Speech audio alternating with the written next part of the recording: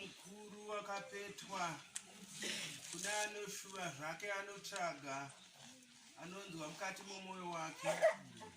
Mundiregererewo zvino zvinongoita wakaipawo une hondo yake. Unorwawo nomurwisiro wake.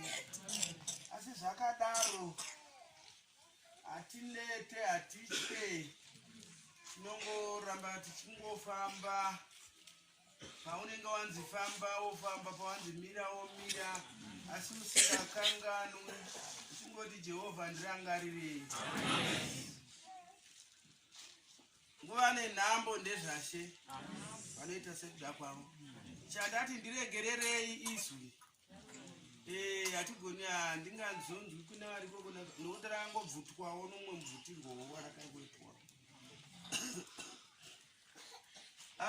Ini ndine mufaro.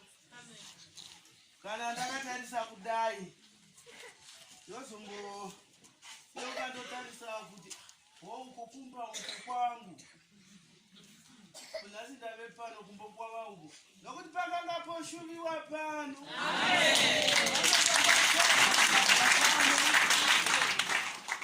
Ukashaikwa wongoti pamwono waitsunzwinya wongoti wota sekuruota kuti kune mausu.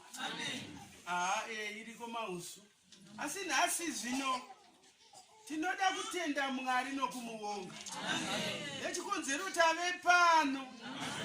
Mumwe nomumwe anzwe mwoyo wake kuuzarura.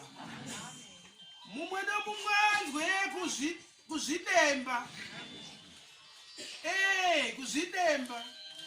Kurasa zvose zvakaremedza. Zviriko zvakaremedza moyo uyu. Zviriko zvakarwadza moyo uyu. Tiriko kunze kwanzi makore 3 nababa. Naika. Makore 3 mwakabatwei umo. Makabatwei. Vakawanda. Taswedera nazo here kuna Mwari. Tauya nazo here. Tikazvireurura. Nemoyo wose zvinobva pamoyo. Kuzvidemba kuzvireurura. Kuti Jehovha ndive mwana wenyu. Sezvandakambosvika pakurasika. Mumakore ane ukoni. Kana nokuda kweukosha kwoutenda. Kana nokuda kworufu. Kana madambudziko. Kana zvimwe zvigozhero. Haleluya. Amen. Zvakarasa mwoyo yevanhu. Haleluya. Toda kungodzoka. Toda kudzoka pamberi paMwari. Nomoyo wose. Aiwa ureururi vari kumagedhe kani. Aiwa ureururi munhu ari kugedhe.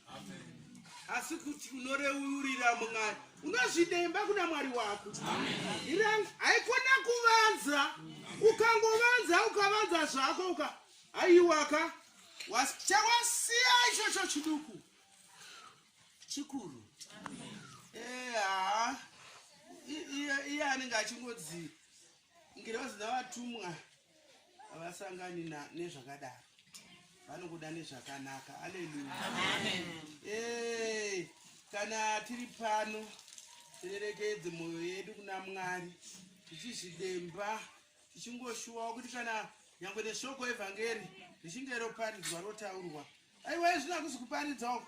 Ini mwoyo wangu unenge uchingoshuwa kuti kana tanzi tizivaneka ndongoti haleluya haleluya. Tinokutendai ndinokukwazisai muzita Mambo Jesu. Ndiri Mbuya Bishop tinogara pasi. Nokuti izvozvo ndo zvandakanzwisisa kuti ndokuzivana.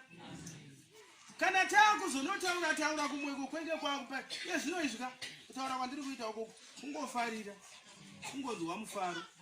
Unzwa manyukunyuku mukati mwoyo wangu. Ngoshowa kuti Mwari vazvitawo. Mwari vaitawo. Hanzi changamire vakagadzwa pachigaro choutsvene. Hondo dzedenga dzikarumbidza. Anasi ngatitende Mwari kuti tave pano.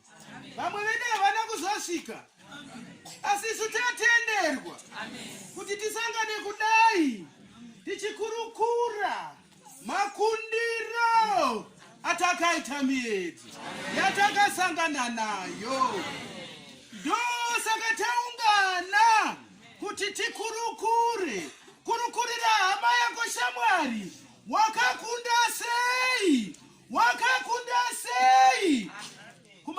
dambudziko wakasangana nawo, wakaremerwa akaiwa, ukakundikana, asi zvanzi Jehovha Mwari vari pedyo, varipo, vanokudayira, vanokutambira kana wataura ndokwadi yako pamwoyo pako.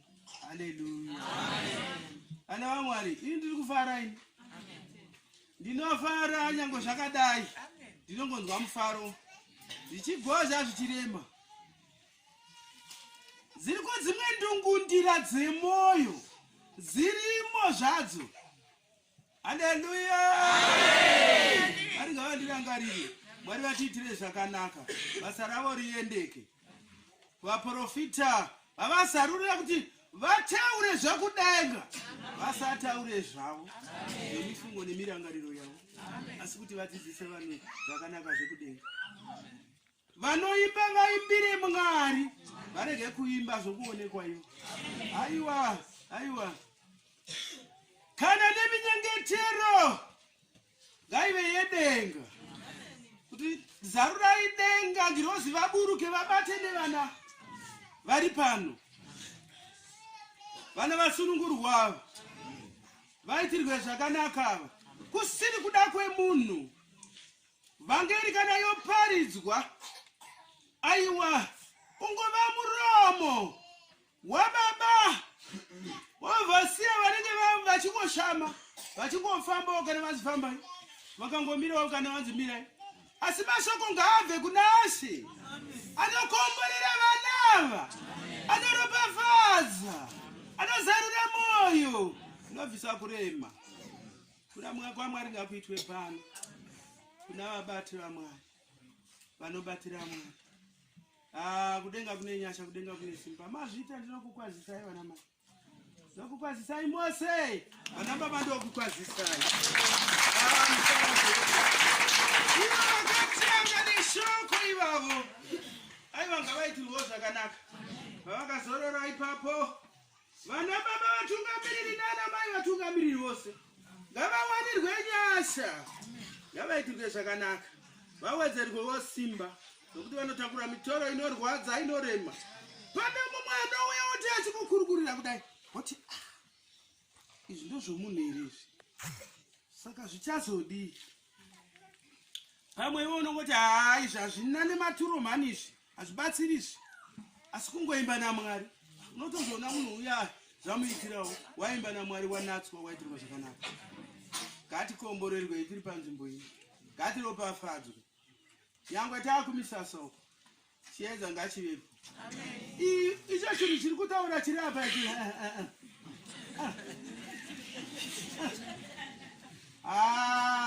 Kana tava uku. Anokanganwa kuti ndakaviri.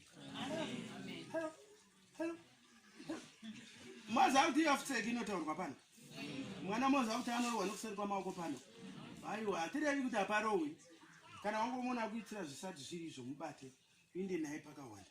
Unoti waitei, wadii, ukadii. Haikona kuti pane vanhu vandione kuti izvi ndo zvandaita uye ndogona. Dai wanga wachigona, dai wanga wane zvakumba. Wapedza ikoko. Nasi pane chimiri. Haleluya. Mwari ngavatiitire zvakanaka. Mwari ngavakombore, Mwari ngavaropafadze, vanorwara vapore. Vakaremerwa ngavasiya. Zviriko zvakatorema izvi. Asi kudenga kuna Mwari. Mudzikinuri murwiri woupe, muchengete. Asi ndinofara. Zvandofara nazvo zvakawanda mufunge. Handinonyanya kufara, zvandofara nazvo zvakawanda. Nyangwe ndikatadza ku.